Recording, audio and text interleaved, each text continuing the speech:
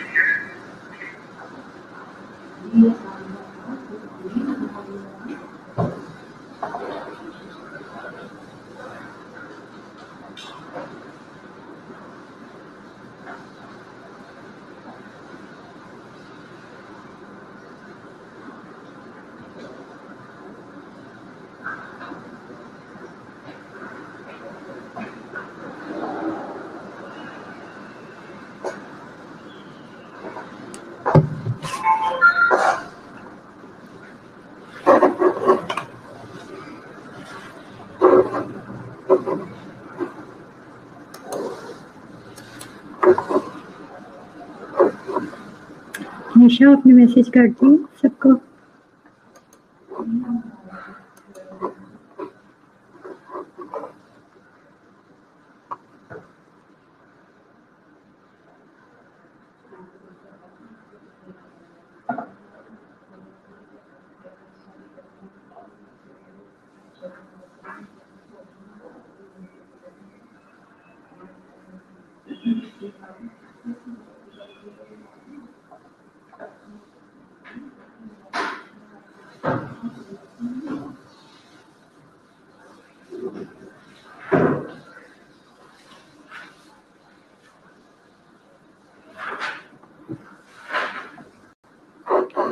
आपकी क्लास आप लोग तो जल्दी कोई ज्वाइन नहीं करता, मोस्टली ऐसे होता है।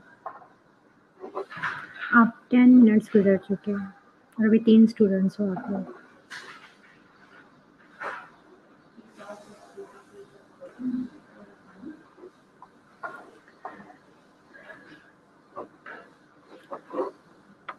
ओके क्लास, हम जो अभी तक पढ़ रहे थे वो ग्राम एक्टिव रोड्स पढ़ रहे थे। उसमें हमने ऑलमोस्ट 6 बैक्टीरिया पढ़ लिए थे।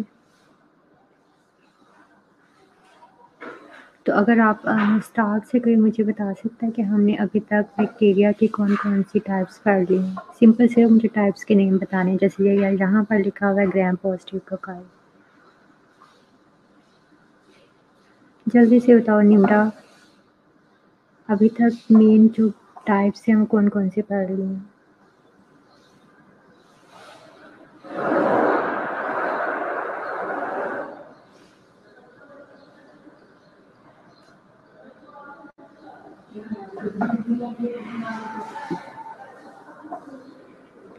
निशा आप मुझे ये बताओ कि 5 जो है ग्राम पॉजिटिव कोकाई बैक्टीरिया के नेम्स बताओ। निशा, रोनिका, बस ये 2 ही टाइप्स पढ़े हैं, ग्राम पॉजिटिव और नेगेटिव कोकाई। अगर आंसर देना है तो पूरा बताओ। ओके, एक ही, देखो जल्दी लिखने की ज़रूरत नहीं, वैसे पार्ट्स में अगर देखो gram positive and negative cocci, आगे लिखो ग्राम पॉजिटिव रोड्स, और अभी हम जो कंटिन्यू है हमारा वो ग्राम नेगेटिव रोड्स है। ओके, बट हमने साथ में क्या है एसिड फास्ट बैक्टीरिया भी पढ़ लिया है। ग्राम पॉजिटिव के साथ साथ एसिड फास्ट बेसिलाई जो कि माइकोबैक्टीरियम ट्यूबरकुलोसिस है वो भी हम लोग पढ़ चुके हैं।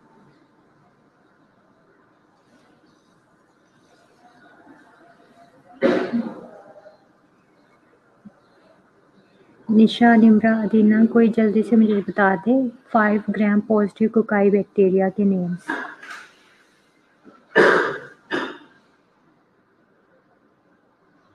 अदीना, आप मुझे ग्राम नेगेटिव कोकाई के जितने भी नेम्स आपको आते हैं मुझे बताओ।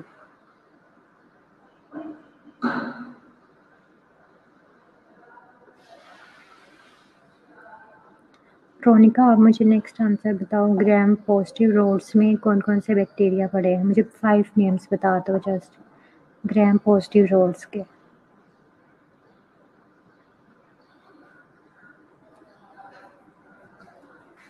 Hurry up class.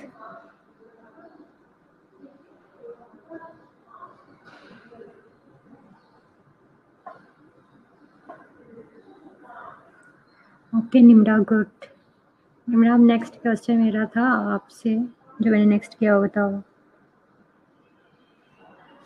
निशा, ये 3 नेम्स हैं, मुझे 5 चाहिए क्योंकि मैंने ग्राम पॉजिटिव कोकाई में आपको 5 से ज़्यादा बैक्टीरिया पढ़ाए हैं डिटेल में।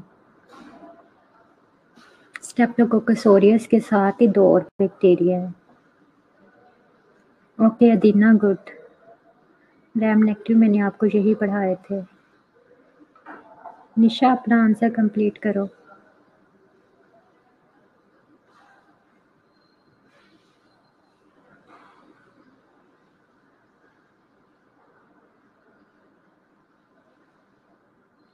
अदीना, आप बता चुकी हो ग्राम नेगेटिव कोकाई के नेम्स। मैंने इतने ही पढ़ाए थे, 2 ही पढ़ाए थे आपको। ओके निशा, आपका भी रहता है। देखो आपने स्टार्ट में लिखा है स्टेप्टोकोकस ऑरियस और आगे फिर लिखा है aureus and फैकेलिस।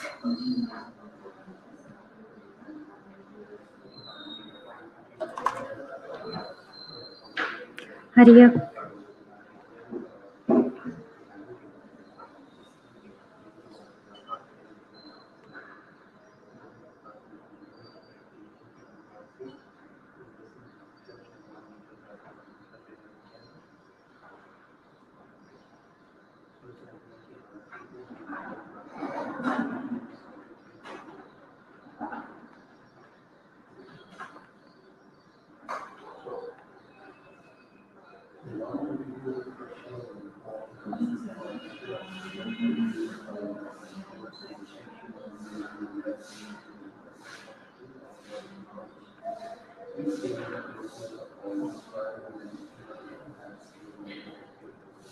Okay Ronika, 5 names नहीं है मुझे, और मुझे मिनिमम 5 नेम्स बताओ। एपिडर्माइटस एंड बोवियस।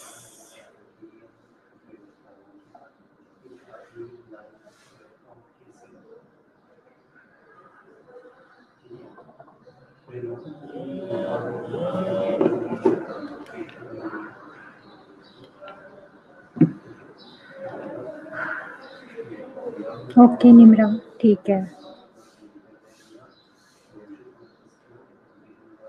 ठीक है, चलो ठीक है क्लास। अब ये थी मेन बातें। अगर आप फॉर एग्जांपल मैं जस्ट चलिए ठीक है, इतना काफ़ी है। अब देखो ग्राम पॉजिटिव कोकाई जब मैंने पढ़ाया था तो मैंने इसके एंड पर जो है एक बैक्टीरिया था क्लेबशीला, ओहो आई थिंक विरिडेंस जो है मैंने स्किप कर दिया था और नेक्स्ट लेक्चर हम लोगों ने स्टार्ट कर दिया था। तो मैं ये चाहती हूँ कि ये पीपीटी आप लोगों के पहले कंप्लीट हो जाए।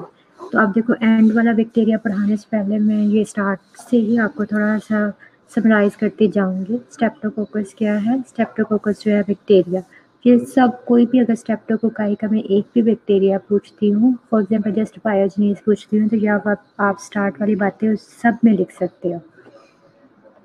स्ट्रेप्टोकोकाई आर स्फेरिकल है, ग्राम पॉजिटिव है और चेन्स और पेयर्स में अरेंज्ड होते हैं। मेन जो इम्पोर्टेंट इनकी बात है वो क्या है? कैटालेस नेगेटिव है, जो कि इनको डिफरेंशिएट करती है फ्रॉम स्टेफिलोकोकस। स्टेफिलोकोकस सारे जो है वो कैटालेस पॉजिटिव है, बट स्टेप्टोकोकस जो है वो कैटालेस नेगेटिव है। ये पॉइंट आप लोगों ने कभी भी नहीं भूलना, कैटालेस वाला। ओके, तो आप जो है स्ट्रेप्टोकोकाई के जितनी भी डिफरेंट टाइप्स हैं उनको हम आपस में किस तरह से डिफरेंशिएट कर सकते हैं on the basis of haemolysis. कुछ टाइप्स जो हैं वो आरबीसीज की कंप्लीट डिस्ट्रक्शंस करती हैं, कुछ पार्शली करती हैं, कुछ बिल्कुल भी नहीं करती। तो इस बेस पे जो है हम स्ट्रेप्टोकोकाई के डिफरेंट टाइप्स को डिफरेंशिएट करते हैं। तो उनको बेसिकली डिफरेंशिएट कर इसको समझने के लिए क्या है कि हमने उनको 3 डिफरेंट कैटेगरीज में रखा हुआ है, बीटा हेमोलिटिक में और नॉन बीटा हेमोलिटिक में। बीटा हेमोलिटिक में वो बैक्टीरिया जो कंप्लीट हेमोलिसिस करते हैं, बट नॉन बीटा हेमोलिटिक में वो बैक्टीरिया हैं जो कि बिल्कुल हेमोलिसिस नहीं करते या फिर पार्शली हेमोलिसिस करते हैं, जो कि अल्फा हेमोलिसिस से कंसीडर होते हैं। बीटा हेमोलिटिक में जो है बैक्टीरिया को अरेंज किया गया है from A to U. A to U में आप लोगों ने ये एमसीक्यूज वाइज इंपॉर्टेंट होता है, ए टू यू है और इसे लेंस फील्ड ग्रुपिंग कहते हैं।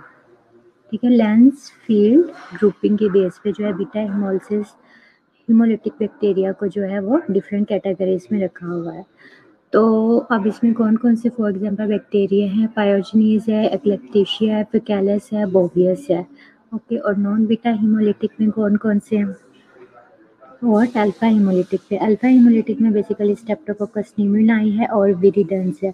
विरिडेंस में फॉर एग्जांपल अगर इसमें से आप लोगों ने 5 नेम्स पूरे करने ही हो तो विरिडेंस ग्रुप लिखने के बजाय क्या लिख सकते हो आप लोग, स्ट्रेप्टोकोकस माइटस, स्ट्रेप्टोकोकस सेंजीनियस और स्ट्रेप्टोकोकस म्यूटेंस। देखो 3 नेम्स बन गए हैं ना। तो इस तरह से अंदर जो अगर जब मैंने डिटेल में 5 नेम्स पूछे हैं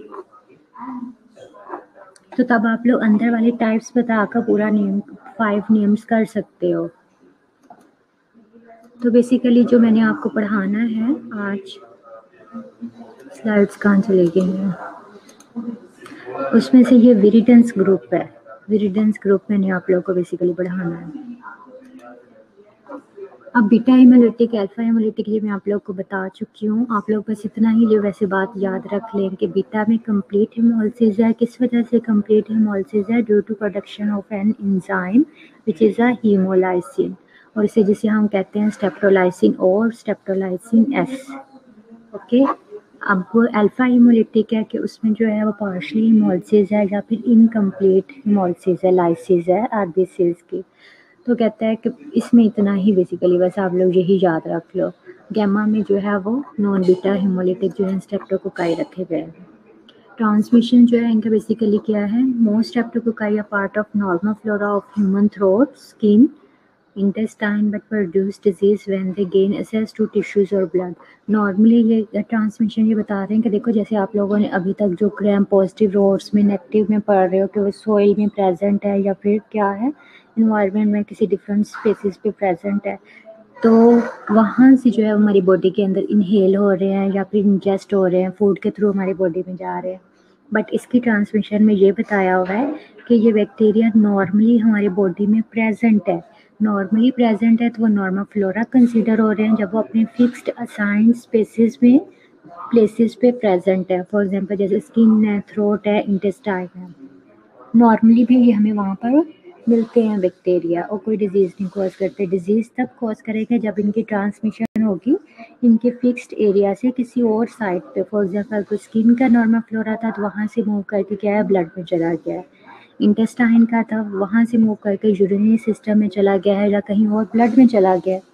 तो वहाँ से इस तरह से कि इनकी ट्रांसमिशन बॉडी के ही डिफरेंट साइड्स पे हो रही है। ये नहीं है कि इन्वायरमेंट से आ रहे हैं, इन्वायरमेंट से भी आ सकते हैं बट मोस्टली ये बॉडी में ही प्रेजेंट होते हैं। ओके, डिजीजेस भी इनके अगर देखें तो क्या है, सबसे पहले जो है ग्रुप ए, जो मैंने आप लोगों को लेंस फील्ड ग्रुपिंग में पढ़ाया है उसमें सबसे पहले क्या है, मैं ग्रुप ए को डिस्कस कर रही हूँ। ग्रुप ए में जो है वो क्या है, स्ट्रेप्टोकोकस पायोजेनिस है। पायोजेनिस जो है किस तरह की डिजीज़ कॉज करता है, सप्रोटिव है और नॉन सप्रोटिव है। ये सप्रोटिव आप लोगों ने याद रखना है, फर्स्ट प्रोड्यूसिंग डिजीजेज हैं। कौन कौन सी है, फ्रेंजाइटिस है, सेलुलाइटिस है।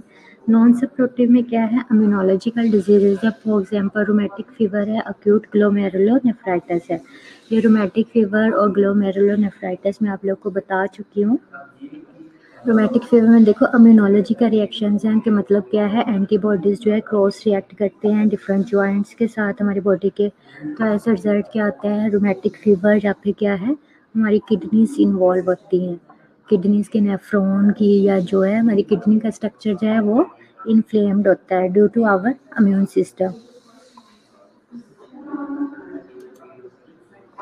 अब इसमें क्या है करेक्टरिस्टिक्स क्या क्या हैं, ये किसकी बता रही हूँ मैं, अब वन बाय वन बता रही हूँ, पायोजेनीज की हैं। ग्राम पॉजिटिव कोकाई चेन्स में है, बीटा हेमोलिटिक है, कैटालिस नेगेटिव है, बेसिट्रेसन सेंसिटिव है, और जो है इनको मज़ीद जो है सब ग्रुप्स में डिवाइड किया गया है जैसे ए बी वगैरह, और हैबिटेट इसका ह्यूमन थ्रोट और स्किन ट्रांसमिशन जो है वाई रेस्पिरेटरी ड्रॉपलेट्स होती है।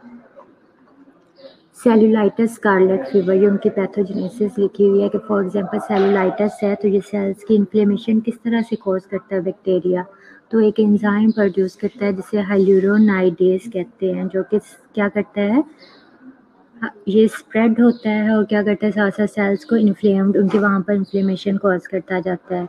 तो स्कारलेट फीवर किस तरह से होता है, एरिथ्रोजेनिक टॉक्सिन प्रोड्यूस करता है जो कि रैश वगैरह प्रोड्यूस करता है, फीवर का कॉज बनता है। एम प्रोटीन है तो वो क्या करती है, जैसे मैंने आपको बताया था, अब देखो कुछ बैक्टीरिया में जो है वो कैप्सूल प्रेजेंट है जो कि ऐसे एंटीफेगोसिटिक अपना रोल प्ले करता है। तो अगर एम प्रोटीन अगर कैप्सूल नहीं present but M protein present है तो वो भी सेम रोल परफॉर्म करती है this M protein.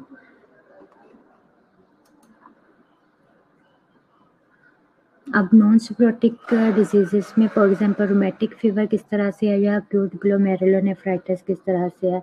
Rheumatic fever में बेसिकली क्या होता है, it caused bye immunological cross reaction between bacterial antigen and human heart and joint disease. Basically इसमें क्या है कि जो एंटीबॉडीज़ इस बैक्टीरिया के अगेंस्ट बनती हैं वही क्या करती हैं हमारे कार्डियक मसल्स के साथ क्रॉस रिएक्ट कर जाती हैं, उसके रिजल्ट में बेसिकली ये जो है रोमैटिक फीवर होता है, कार्डियक मसल और जॉइंट्स को इन्वॉल्व करती है। समझ आई है कि क्रॉस रिएक्शन किन का आपस में हो रहा है, एंटीजन जो कि बैक्टीरिया था वो हमारी बॉडी में आया, उसके रिजल्ट में जो एंटीबॉडीज़ प्रोड्यूस होती हैं वो एंटीबॉडीज़ बाद में क्रॉस रिएक्ट कर जाती हैं किसके साथ, हमारे अपने ही कार्डियक मसल्स के साथ, जॉइंट्स वगैरह के साथ, उसके रिजल्ट में जो है रोमैटिक फीवर होता है। और अक्यूट ग्लोमेरुलोनेफ्राइटिस किस तरह से होता है, it caused by immune complexes form between streptococcal antigen and antibody to those antigen. यह ग्लोमेरुलोनेफ्राइटिस जब मैंने आप लोग को हाइपर सेंसिटिविटी पढ़ाया उसमें टाइप जो है वो 3 मैंने आप लोग को बताया कि इम्यून कॉम्प्लेक्स बनता है जब एंटीजन और एंटीबॉडीज़ का आपस में इंटरेक्शन होता है, तो इसके रिजल्ट में क्या है, the immune complexes are trapped by glomeruli. अब इम्यून कॉम्प्लेक्स क्या है, वो जो एंटीजन एंटीबॉडी की आपस में बाइंडिंग हुई हुई है वो क्या होता है कि हमारे ग्लोमेरुलाई जो किडनीज के हैं उनके अंदर ट्रैप हो जाते हैं, फंस जाते हैं।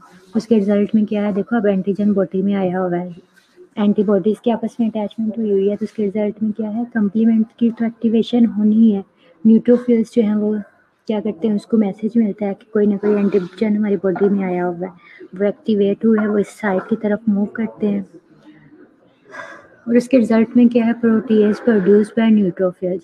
अब न्यूट्रोफिल्स ही बेसिकली जो कि इस बैक्टीरिया को इनगल्फ करने के लिए हमारी किडनी के पास आता है, वो क्या करता है वहाँ पर प्रोटीएज प्रोड्यूस करता है, प्रोटीएज एंजाइम प्रोडक्शन की वजह से बेसिकली क्या आता है, वो ग्लोमेरुलाई जहाँ पर वो एंटीजन प्रेजेंट होता है एंटीबॉडीज़ के साथ कॉम्प्लेक्स फॉर्म में, बेसिकली वो डिस्ट्रॉय उसे करने आता है, न्यूट्रोफिल इनगल्फ उसे करने आते हैं, बट वो साथ में प्रोटीएज की प्रोडक्शन की वजह से क्या होता है कि वो ग्लोमेरुलाई जिसके अंदर वो कॉम्प्लेक्स प्रेजेंट है वही साथ में डिस्ट्रॉय हो जाते हैं, डैमेज हो जाते हैं।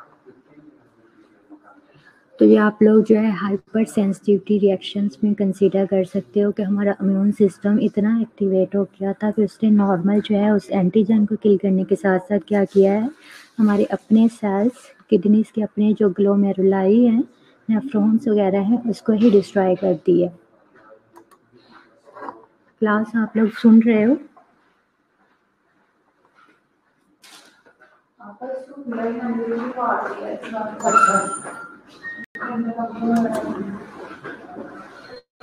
एंटीजन के जस्ट नेम्स याद कर लो, सी कार्बोहाइड्रेट है और एम प्रोटीन है। आगे जो है विरुलेंस फैक्टर में हाइल्यूरोनाइडेज है, स्ट्रेप्टोकाइनेज है और डीएनएज है। सिर्फ नेम्स याद कर लो आप लोग। विरुलेंस फैक्टर, एंटीजन फैक्टर, सिर्फ नेम्स याद करने की जरूरत है। टॉक्सिन्स या हीमोलाइसिन्स कौन से हैं? एरिथ्रोजेनिक टॉक्सिन है, पायरोजेनिक एक्सोटॉक्सिन है, एक्सोटॉक्सिन बी है, स्ट्रेप्टोलाइसिन ओ है, स्ट्रेप्टोलाइसिन एस है। सिंपल टॉक्सिन्स के नेम्स और हीमोलाइसिन जो कि स्ट्रेप्टोलाइसिन ओ और स्ट्रेप्टोलाइसिन एस है। हीमोलाइसिन से याद रहेगा कि वो क्या करती हैं, बेसिकली फंक्शन तो आपके माइंड में रह ही जाएगा। अब देखो एरिथ्रोजेनिक टॉक्सिन है तो आपको पता होगा कि टॉक्सिन है तो इसने बेसिकली क्या करना है, टॉक्सिन प्रोड्यूस करना है, जिसके रिजल्ट में क्या आना है। अब फीवर तो होता ही है किसी भी टॉक्सिन की इंजेक्शन की वजह से या फिर एंटीजन आने की वजह से, बैक्टीरिया के आने की वजह से। अब एरिथ्रोजेनिक टॉक्सिन का स्पेसिफिक क्या है, एक स्कारलेट फीवर कॉज करता है, साथ में रैशेस लेकर आता है। स्कारलेट फीवर मैंने पीछे आपको पढ़ा दिया क्या है, आप लोग याद रखना चाहो तो कर सकते हैं इनके फंक्शंस, अदरवाइज इतना तो नेम्स तो आपको बस पता आने चाहिए। ट्रीटमेंट पेनिसिलिन जी है, प्रिवेंशन जो है वो क्या है, रूमेटिक फीवर और या फिर ऐसे patients. Penicillin is used in patients with rheumatic fever to prevent recurrent Streptococcus pyogenes pharyngitis। तो पेनिसिलिन जी जो है वो रिकमेंडेड है ऐसे प्रिवेंटिव मेजर्स में भी। This prevents additional damage to heart walls. Heart wall जो है देखो बैक्टीरिया आया है, उसने क्या किया, एंटीजन एंटीबॉडीज़ का आपस में इंट्रैक्शन हुआ तो उसके रिजल्ट में क्या था कि हमारे अपने हार्ट के मसल्स ही डिस्ट्रॉय हो रहे थे। उन्होंने कहा कि मज़ीद इन्फेक्शन को स्प्रेड होने से हम प्रिवेंट कर सकते हैं पेनिसिलिन लेकर जाके एंटीबायोटिक प्रॉपर ट्रीटमेंट से। वैक्सीन बट इसकी कोई अवेलेबल नहीं है। तो क्लास मुझे लगता है कि अगर मैं वन बाय वन सबको डिटेल में बताऊंगी तो जो मैं टॉपिक पढ़ाना चाह रही हूँ वो रह जाएगा। इसी तरह स्ट्रेप्टोकोकस, अब देखो एज टू यू हम कंप्लीट कर रहे हैं। स्ट्रेप्टोकोकस जो पायोजनीज था वो ग्रुप ए में था, ग्रुप बी में जो है वो क्या है, एग्लेप्टिशिया है, जो कि नीनाटल मेनिंजाइटिस और सेप्सिस कॉज करता है। बाकी वही सेम है, आप लोग देख लेना। ट्रीटमेंट इसका भी पेनिसिलिन जी है और वैक्सीन इसकी भी अवेलेबल नहीं है। आगे लिखा हुआ है CEFGH2 एंड K2 जो है स्ट्रेप्टोकोकाइस जो है वो इनफ्रीक्वेंटली ह्यूमन डिजीजेस कॉज करते हैं, बल्कि ह्यूमंस में इतनी डिजीजेस नहीं कॉज करते, ज़्यादा वो टारगेट एनिमल्स को करते हैं, ये वाली टाइप्स जो है बैक्टीरिया की। यहाँ उनका कंपैरिजन लिखा हुआ है। उसके बाद स्ट्रेप्टोकोकस निमोनियाई है, ये इंपॉर्टेंट है, आपको पता होना चाहिए। निमोनिया और मेनिंजाइटिस जो है वो अडल्ट्स में कॉज करता है, टाइटस मीडिया और सिनोसाइटिस चिल्ड्रन में कॉज करता है। और ये लेंस शेप में होता है बैक्टीरिया, ये आप लोगों ने याद रखना है। लेंसेट शेप में है, इस तरह से किसकी शेप, बीन शेप में है।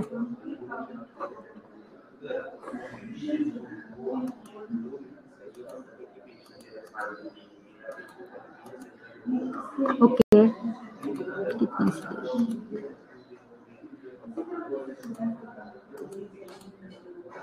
विरिडेंस ग्रुप है। विरिडेंस ग्रुप में जो बेसिकली आप लोगों ने पढ़ना था वो कौन से बैक्टीरिया इंक्लूड हैं इसमें, स्ट्रेप्टोकोकस सेंग्यूस है, स्ट्रेप्टोकोकस म्यूटेंस है। तो आप विरिडेंस ग्रुप हैं क्या, डिजीज़ जो ये कॉज करते हैं विरिडेंस बैक्टीरिया जो है, endocarditis, brain abscess, Streptococcus mutans इम्प्लिकेटेड in dental caries. Dental caries क्या है, टूथ के, इनकी वजह से अब क्या होता है कि देखो जब जो हमारे टीथ को इन्वॉल्व करते हैं, टीथ के साथ अटैच होते हैं, तो एज रिजल्ट क्या होता है, हमारे टीथ जो होते हैं वो आहिस्ता आहिस्ता टूटना स्टार्ट हो जाते हैं।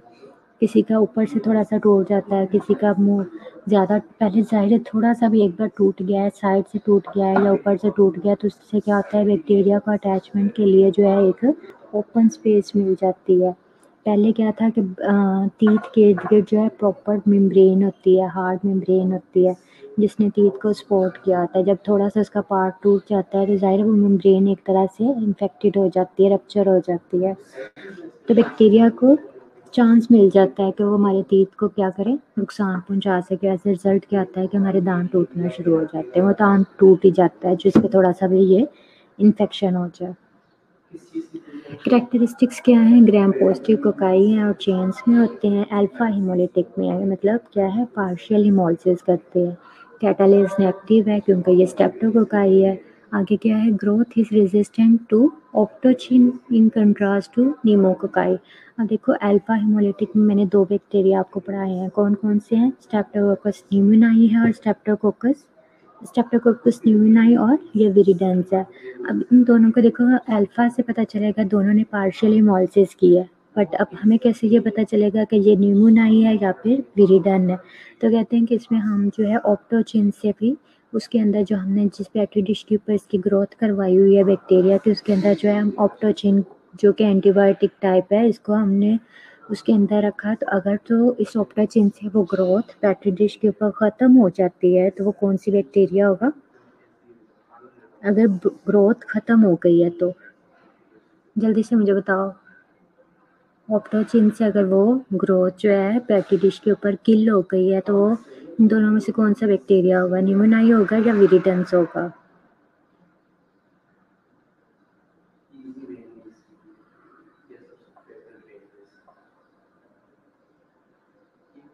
जल्दी क्लास।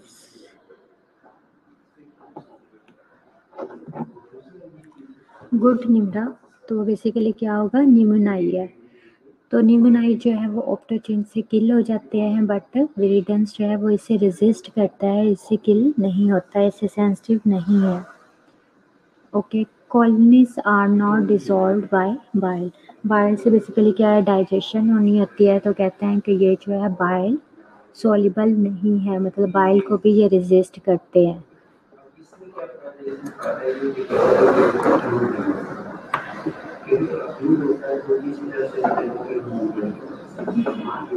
हैबिटेट क्या है, हैबिटेट इज द ह्यूमन ओरोफैरिंक्स है, ऑर्गेनिज्म जो है enters blood stream during dental procedures. अगर किसी ने डेंटल की सर्जरीज करवाई हैं या फिर डेंटल का कोई भी प्रोसीजर करवाया है, डेंटल में क्या है, अपने टूथ की फिलिंग करवाई है या कोई भी प्रोसीजर है, उससे क्या होता है कि ये जो है बैक्टीरिया जो है वो हमारे डेंटल से क्या होता है, वहाँ से मूव करता हुआ इसकी सेल्स कहाँ तक हो जाती है, ब्लड स्ट्रीम तक हो जाती है। क्योंकि आप लोगों ने देखा होगा कि जब हम डेंटल की सर्जरी करवाते हैं तो काफ़ी ब्लीडिंग होती है हमारे मुंह से। तो वो जो होता है बेसिकली ये बैक्टीरिया, तो मैंने आपको बताया है कि डेंटल साइड पे हमारे मुंह में ये प्रेजेंट होता है, म्यूटेंस वगैरह जैसे है। तो अब वो हमारे माउथ से उसकी कहाँ पर असेस हो जाती है, ब्लड में हो जाती है, तो ब्लड स्ट्रीम में जाकर ये बेसिकली क्या करता है, इन्फेक्शन कॉज करता है। पैथोजेनेसिस में क्या है, बैक्टीरियमिया है, मतलब bacteremia from dental procedures spreads organism to damaged heart wall. अब बेसिकली क्या है, बैक्टीरियमिया वही है जब बैक्टीरिया जो है हमारे माउथ से ब्लड के अंदर आ गया है। तो बैक्टीरियमिया क्या है, presence of bacteria in blood. तो बैक्टीरियमिया जो है वो कहता है कि क्या है, वहाँ से बैक्टीरिया बेसिकली कहाँ, ब्लड से, अगर किसी का हार्ट जो है वो कोई हार्ट पेशेंट है तो वो स्पेशली जिनके हार्ट वॉल्स जो हैं इतने इफेक्टिव नहीं होते, हार्ट वॉल्स आप लोगों ने एनाटॉमी में पढ़े होंगे। तो कार्डियक डिजीजेस में बेसिकली कई लोगों को डिफरेंट टाइप्स की, कईयों को क्या होता है, एंडोकार्डाइटिस होता है, कईयों के वॉल्स के इशू होते हैं कि उनके वॉल्स सही से नहीं काम कर रहे होते, कईयों ने क्या होता है ये आर्टिफिशियल वॉल्स वगैरह इंसर्ट करवाए होते हैं। तो कहते हैं कि जिनके हार्ट वॉल्स का इशू होता है स्पेशली उनके अंदर, ऐसे पर्सनस को ये क्या करते हैं, इन्वॉल्व करते हैं, टारगेट करते हैं। और कहते हैं कि एक्सोनो नाउन टॉक्सिन टॉक्सिन की प्रोडक्शन करते हैं या नहीं करते, ये अभी क्लियर नहीं है। आगे और क्या है, glycocalyx composed of polysaccharide enhances adhesion to heart walls. तो आप लोगों को पता होगा कि ग्लाइकोकैलिक्स क्या है, एक तरह की शुगर कोट है। शुगर जैसे कि किसी जगह पे चिपक जाए तो क्या कर, शुगर क्या होती है, वो क्या करती है, एक तरह से ग्लू लाइक काम करती है, अटैचमेंट में हेल्प करती है। शुगर कहीं गिर गई है, अगर वो गरम गरम शुगर है, मेल्टेड फॉर्म में है, जैसे कि वैक्स है, वैक्स आप लोगों ने देखी होगी, वो बेसिकली शुगर को ही मेल्ट करके बनाया गया होता है। तो वैक्स जहाँ चिपक जाए उधर से रिमूव करना उसे काफ़ी मुश्किल होता है। तो ये जो ग्लाइकोकैलिक्स है ये भी शुगर कोट है, जब आप लोगों ने बैक्टीरिया के स्ट्रक्चर्स पढ़े होंगे। तो ग्लाइकोकैलिक्स जो कि शुगर कोट है, अगर तो ये बहुत ज़्यादा एक जिसे कहते हैं एक प्रॉपर वे में है, ऑर्गेनाइज्ड फॉर्म में है और हार्ड फॉर्म में है, तो इसी तब कहते हैं ये कैप्सूल की फॉर्म में है। अगर यही ग्लाइकोकैलिक्स जो है अनऑर्गेनाइज्ड है और क्या है, स्ट्रॉन्गली अटैच नहीं होती सेल वॉल के साथ है, तब इसे हम कहते हैं ये स्लाइम लेयर है। बेसिकली ये कैप्सूल और स्लाइम लेयर जो होते हैं वो ग्लाइकोकैलिक्स से ही बने होते हैं, पॉलीसेकेराइड से बने होते हैं, शुगर होती है। ये थोड़ा सा डिफरेंस आपको पता है ग्लाइकोकैलिक्स में जो है कैप्सूल और स्लाइम लेयर का। तो इनका डिफरेंस थोड़ा सा बस यही है कि अगर वो प्रॉपर वे में अटैचमेंट इनकी हुई है या फिर लूजली अटैचमेंट हुई है। स्ट्रॉन्गली अटैच है तो उसे कैप्सूल कह रहे हैं, बट अगर वो लूजली अटैच है तो उसे हम स्लाइम लेयर कहते हैं। तो अब देखो ग्लाइकोकैलिक्स का फंक्शन एक तरह से किस में आ रहा है, अटैचमेंट में आ रहा है। तो यही अटैचमेंट कहाँ पर उसे हेल्प करती है, हार्ट वॉल्स के साथ अडहियन में अटैचमेंट में फैसिलिटेट करता है। तो बैक्टीरिया का फर्स्ट स्टेप जो उसे डिजीज़ कॉज करने के लिए रिक्वायर्ड होता है वो क्या होता है, अटैचमेंट होता है। अगर इसकी अटैचमेंट होती है किसी साइट के साथ या किसी ऑर्गन के साथ तो ये डेफिनेटली फिर क्या इसका नेक्स्ट टारगेट होता है, वहाँ पर डिजीज़ कॉज करना होता है।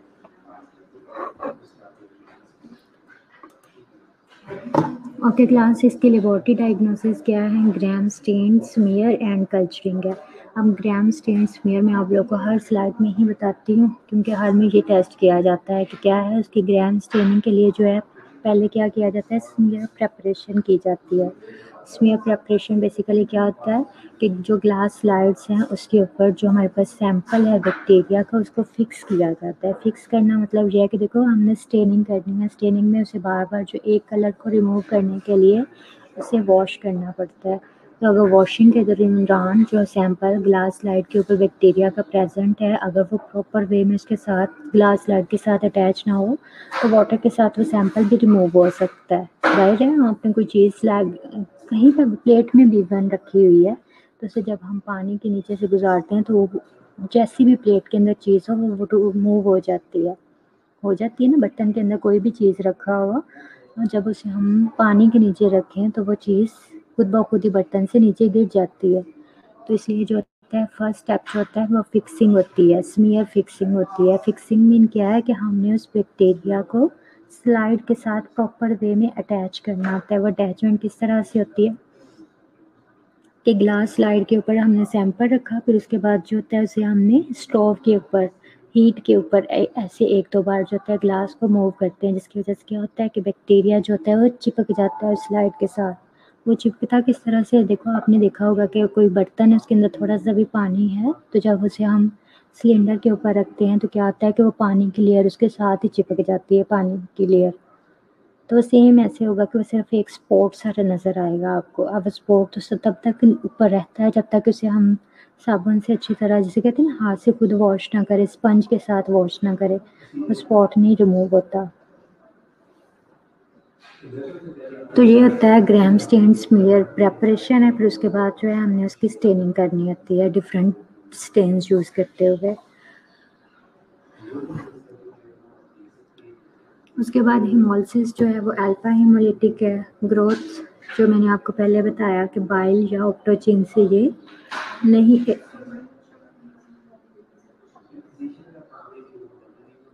ये इनहिबिट नहीं होता न्यूमोनाई के कंपैरिजन में, ना ही बाइल से ना ही ऑप्टोचिन से, और सीरोलॉजिकल टेस्ट होते हैं और यूजफुल नहीं होते।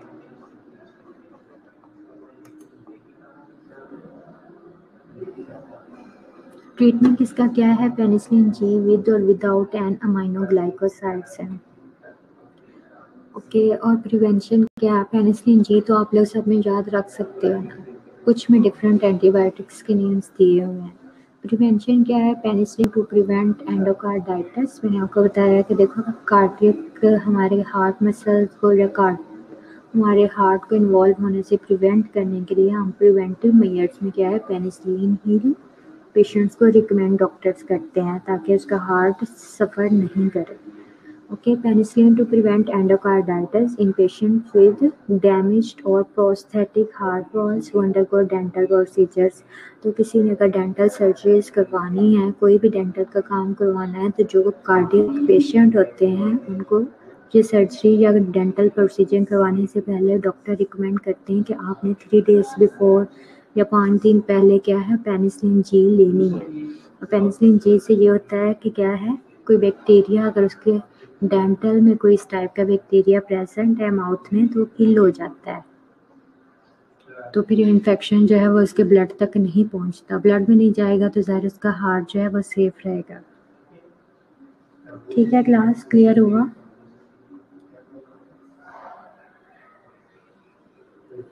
निशा, शमसा, आप लोग सुन रहे हो? एनी क्वेश्चन विरिटन से रिलेटेड?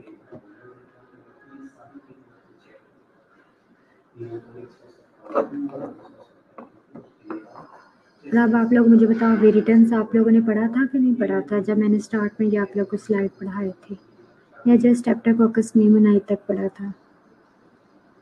अब पता नहीं मुझे क्यों ऐसे लग रहा है कि मैंने आप लोग को पढ़ा दिया था, आई थिंक।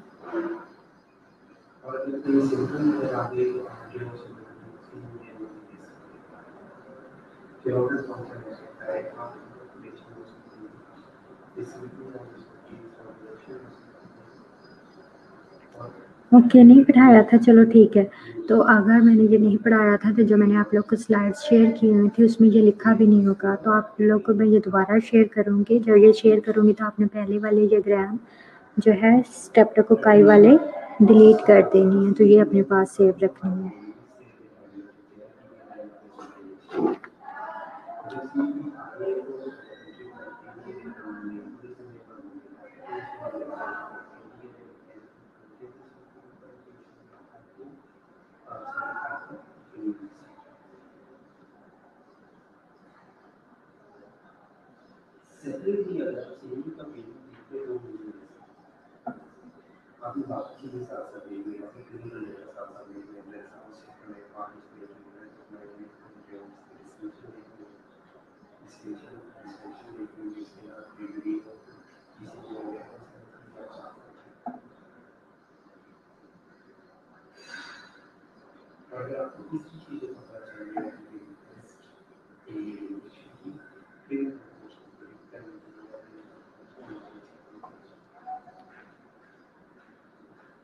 ओके, हाँ जी, न्यूमोनाई जो मैंने आप लोग को पढ़ाया था विरिटन से उसमें स्किप हो गया था, तो वो मैंने ऐड किया है।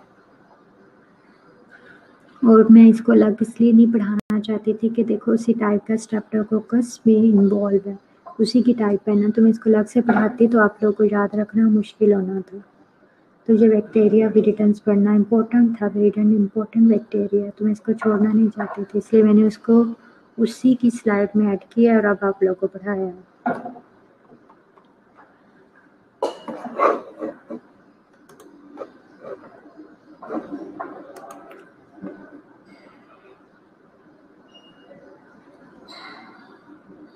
तो क्लास आज आप लोग का टेस्ट था, याद किया था आप लोगों ने?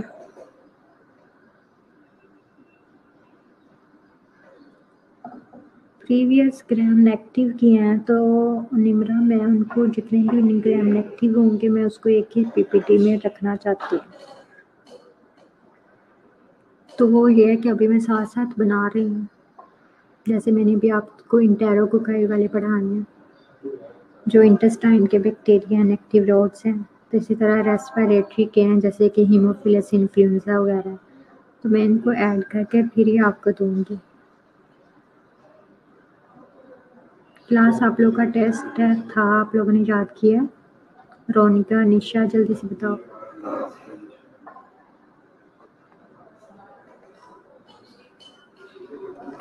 हाँ निम्रा, मैंने इसमें थोड़ी सी चेंजेस की हैं, तो ये मैं आप लोग को दोबारा शेयर करती हूँ, आप लोग इसी को ही याद रखना। और वो जैसे स्टार्ट में नेम्स है ना विरुलेंस फैक्टर्स के, एंटीजेंस के, उनको डिटेल में मत याद करना, सिर्फ उनके नेम्स याद रख लेना, जैसे डीएनएस है, हाइल्यूरोनाइडेज है, जो ये डिफरेंट टाइप्स के नेम्स है, कौन कौन से टॉक्सिन ये प्रोड्यूस करते हैं। ओके, तो क्लास आज जो था आप लोग का टेस्ट था स्पोर फॉर्मिंग रोड्स का, तो पीछे से नॉन स्पोर फॉर्मिंग में सिर्फ एक ही बैक्टीरिया है, कॉर्नी बैक्टीरिया में और लिस्टेरिया की 2 स्लाइड्स हैं। तो ये जो 2 बैक्टीरिया और साथ में स्पोर फॉर्मिंग जो आप लोग याद कर चुके हैं, इनका कंप्लीट पीपीटी का टेस्ट होगा ट्यूसडे को।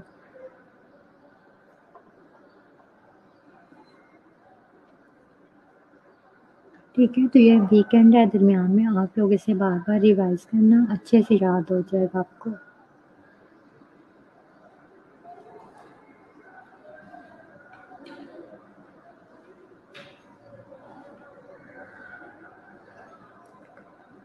चलो एक ग्लांस अपनी अटेंडेंस मार्कवा लें।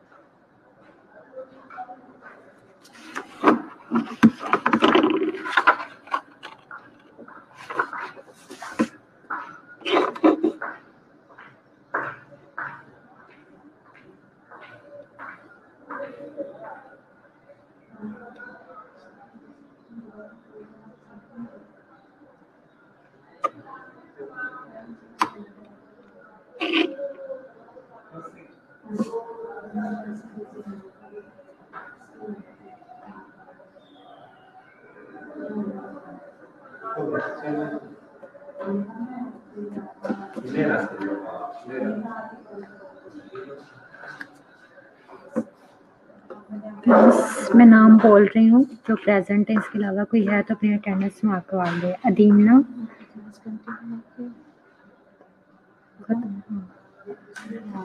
ठीक, अदीना, खुशनूद, साकिब, निमरा, निशा, रोनिका, समन,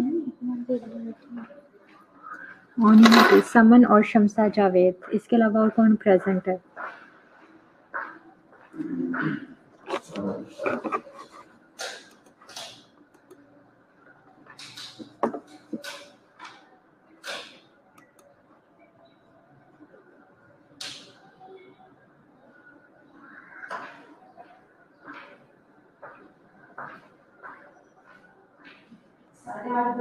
बच्चे तो सो ही रहे हैं, टीचर्स भी अंधेरे में क्लासेस ले रहे हैं।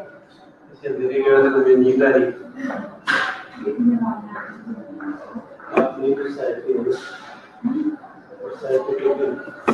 क्लास इसके अलावा कोई स्टूडेंट प्रेजेंट है? अदीना, खुशनूद, साकिब, निमरा, निशा, रोनिका, समन सहर और शमसा जावेद। बस यही प्रेजेंट है।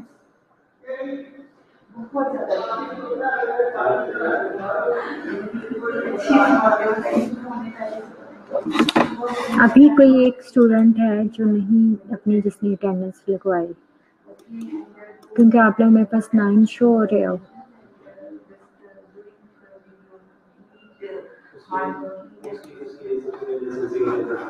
क्लास हो रहे हो आप लोग? कौन प्रेजेंट है इसके अलावा?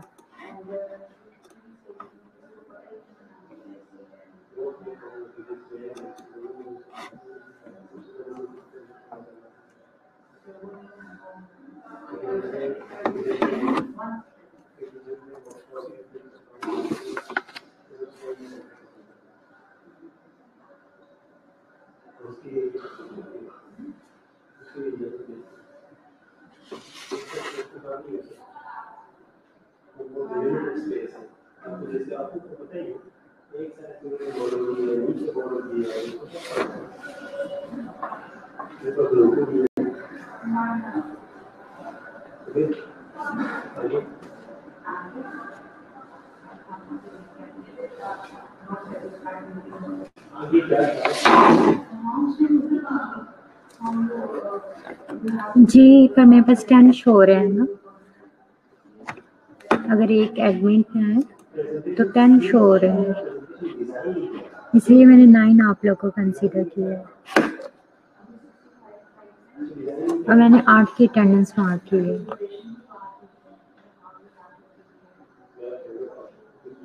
चलें ठीक है, फिर अगर आप लोग इतने ही प्रेजेंट हो, इसके अलावा नहीं प्रेजेंट तो सही है।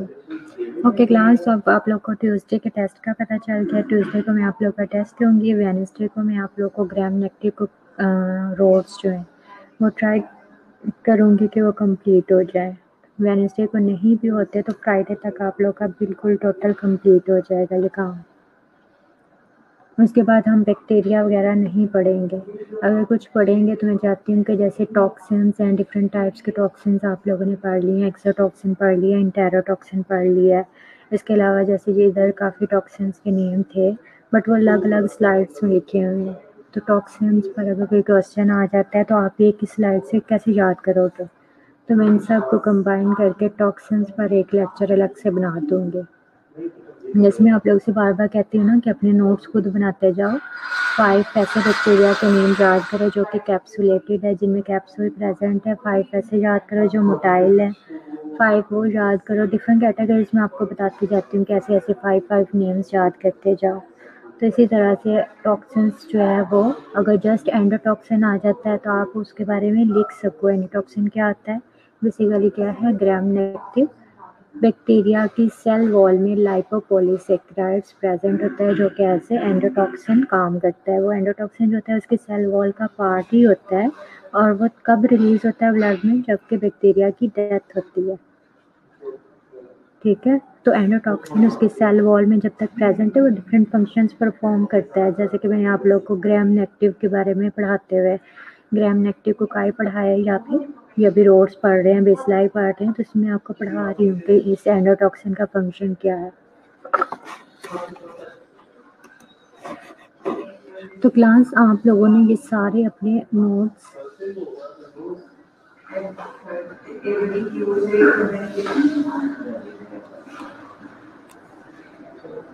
निशा की मैंने अटेंडेंस लगा ली है।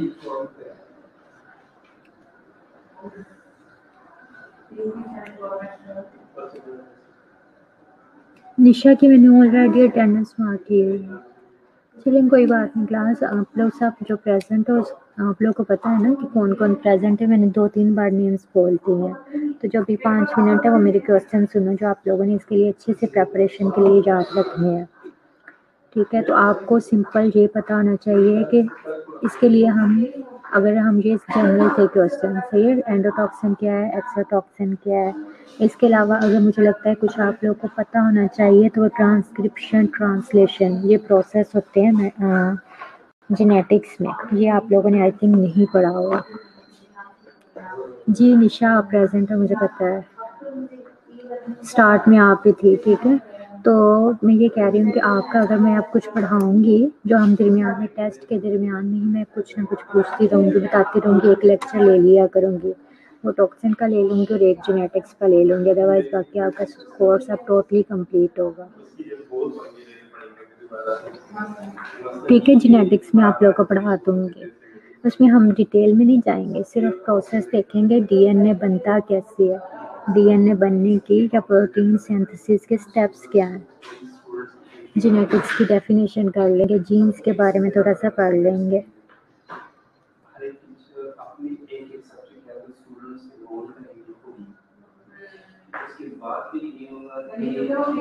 बाकी जो है मैं आपको फिर कहती हूँ कि पूरी पीपीटी आए मुश्किल बात होती है।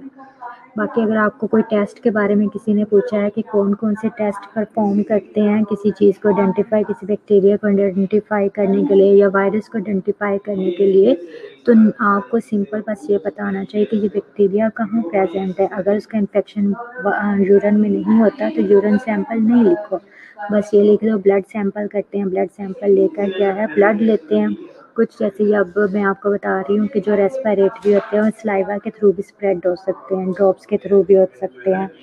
तो अब क्या है कि इनको किस तरह से आप ब्लड लिख दो, सलाइवा का सैंपल लिख दो। इसके अलावा और जो है अगर वो ब्रेन का इन्फेक्शन कर रहा है तो क्या है, CSF फ्लूइड कलेक्शन कर लो। तो ये 3-4 सैंपल्स के नेम आपको पता होने चाहिए, ब्लड है, यूरिन है, फीसिस का सैंपल है। ठीक है, ओके क्लास, मेरा टाइम कंप्लीट हो चुका है, तो इस तरह के छोटे छोटे क्वेश्चंस आप लोगों ने खुद प्रिपेयर करना है। ओके क्लास, अल्लाह हाफिज़।